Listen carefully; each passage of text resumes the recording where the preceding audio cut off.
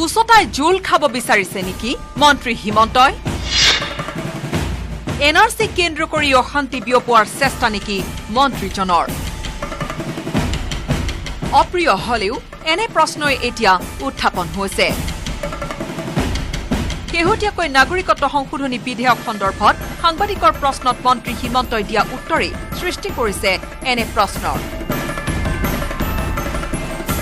সাংবাদিকে সুধিছিল লোকসভাৰ শীতকালীন অধিৱেশনতে গৃহীত হোৱাৰ পূৰ্ণমাত্ৰাৰ সম্ভাৱনা থকা নাগৰিকত্ব বিধেয়ক সন্দৰ্ভত শেহতীয়া স্থিতি কি ৰাজ্য চৰকাৰৰ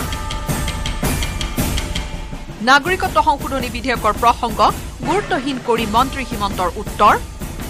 এতিয়াতো আৰু সেইটো কোনো ইস্যু নহয় হাইলাকান্দিতে নাম কাটা যোৱা নাই কৰিমগঞ্জতে নগল ধুবুৰীতে নগল গোৱালপাৰাতে নগল গতিকে যিটোৰ কাৰণে গোটেই এনআৰচিটো হৈছিল সেইটোতো ৰাস্তাত নাই এতিয়া আৰু নাগৰিকত্বৰ কথাটো চিন্তা কৰি কি লাভ আছে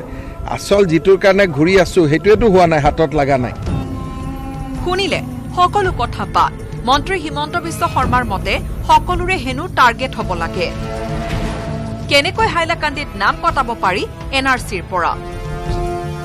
ধুবুৰীৰ পৰা কেনেকৈ বাদ দিব পাৰি বহুতৰ নাম প্ৰৰোচনামূলক এনে মন্তব্যৰ পিছত হিমন্তৰ দাবী প্ৰধান উদ্দেশ্যটোৱে সফল নহল এনআৰচিৰ